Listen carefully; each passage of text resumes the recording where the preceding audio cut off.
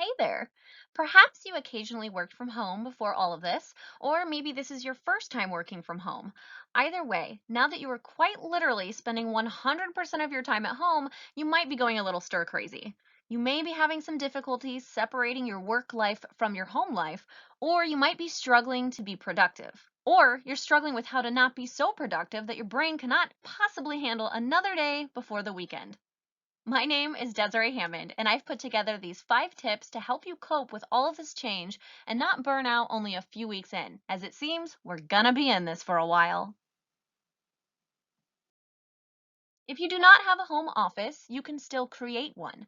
It's best to have a place where you can shut the door at the beginning of the day to signal to others in your home that you are at work, and where you can shut the door in the evening to signal to yourself that you are literally out of the office. When considering your space, it's best if you can avoid working in your bedroom. Otherwise, your brain will have a really hard time shifting from work to non work mode. And the last thing that you want is for your brain to be in overdrive thinking about work when you're trying to get some rest. Depending on who you have at home with you during the day, you may be able to set up a temporary workspace at your dining table or even in your living room.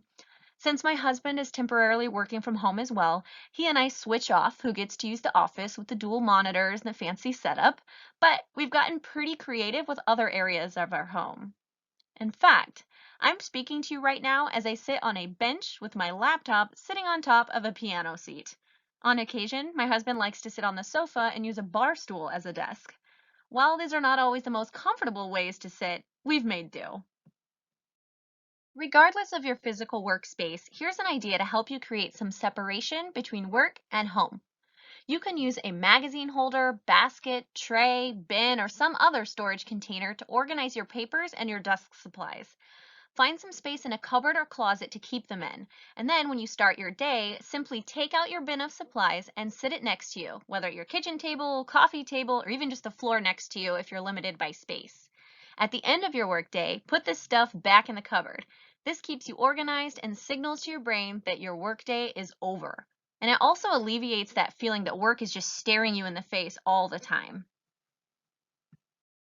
It's important to have structure in your day, just like you would at the office. Otherwise, the day gets away from you and you're looking at the clock late at night wondering where all of your time went. So here's some tips to help you with this. Have a regular start and end time. And if you're used to taking 10 or 15-minute breaks during the day at the office, take them at home too. And if you're not used to taking these breaks at the office, now's your opportunity to put some structure into your life and get those breaks in. Even more important since you're at the house all day now. If you have a routine for your breaks, such as going to the coffee car or grabbing a snack in the cafeteria, do a mock version of the same thing. But before you go to the kitchen to refuel, step outside into your backyard or onto your front patio. Find the sun for a moment and just stretch out a little bit. Consider walking the distance from your front door to your mailbox, whether it's at the end of your driveway or around the corner from you. Guess what? This way, you can take care of one of those things that you normally would have to wait to do in your off time. Since you're not driving to work or anywhere else right now, it's possible that you're going days without seeing the sun. You've got to go outside for at least 15 minutes per day in order to get your vitamin D. The added bonus of visiting the outdoors during your work breaks is that going outside will actually offset the melatonin in your system, and that's what makes you feel sleepy in the morning.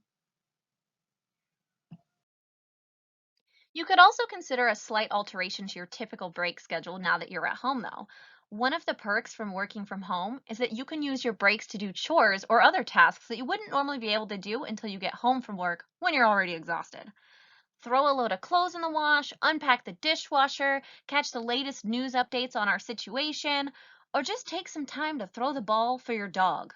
I'll tell you, Chloe is pretty worn out from all of this exercise lately since my husband and I have both been working from home for the last several weeks. When it comes to your actual working hours, set yourself a reasonable schedule with boundaries. It's far too easy to trap yourself into accepting phone calls late in the evening or answering emails late at night. When you close the door to your office or you put your things away for the day, leave it there. Otherwise, you're never going to have the time to rejuvenate. You'll burn out and your productivity will suffer. which, after all, is where some of that stigma of working from home comes from. In actuality, you're likely to work much more productively without all of the interruptions that come from being in the office, and much more likely to work far more hours than you do in the office as well. Don't let this happen. Keep your normal morning and bedtime routine as much as possible. If you're normally an early riser, don't be tempted to stay up late thinking, nah, I'll just sleep in a bit tomorrow. You're going to wake up groggy and you're going to feel off the entire day. We need some sort of schedule, some sort of structure. If you're someone who likes to sleep in on the weekends, that's great. Keep that up. But keep your work schedule up as well to hold on to your sanity as much as you can during these difficult times. If you're like me, you used to commute to work before all of this, and now that you're at home, you're potentially saving at least 1 or 2 hours of your day that used to be wasted in the car. You may want to adjust your schedule to start earlier in the day as a result, since you're used to being up that early anyway. May as well get your day started earlier so you have more time to yourself or with your family in the evenings. It's true that one of the upsides to working from home is that you don't have to wear a suit and tie or heels that absolutely kill your feet, but they're totally necessary to pull that outfit together. But it's still a good idea to at least bathe and put on some clean clothes, even if those clean clothes happen to be pajamas or sweatpants. Getting ready in the morning signals to your brain that it's time to wake up and get down to business. This does not mean that you have to put on makeup or even blow dry your hair if you'd rather save the time. Personally, I like to do the bare minimum so that I can use the extra time to get work done in the early hours when I'm wide awake. That's my really productive time. Just make sure that you know ahead of time if you're going to be expected to join a conference call with your webcam. Even on these days, though, I wear comfy pants and just make sure I look professional from the waist up. No one's gonna know.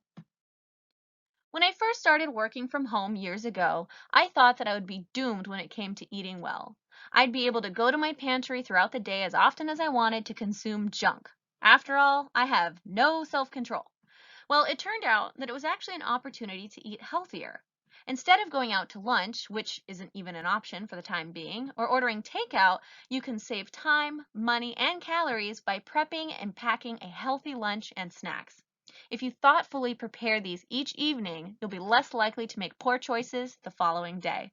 And another hidden perk from working from home: no potlucks, no birthday cakes, no surprise donuts or bagels.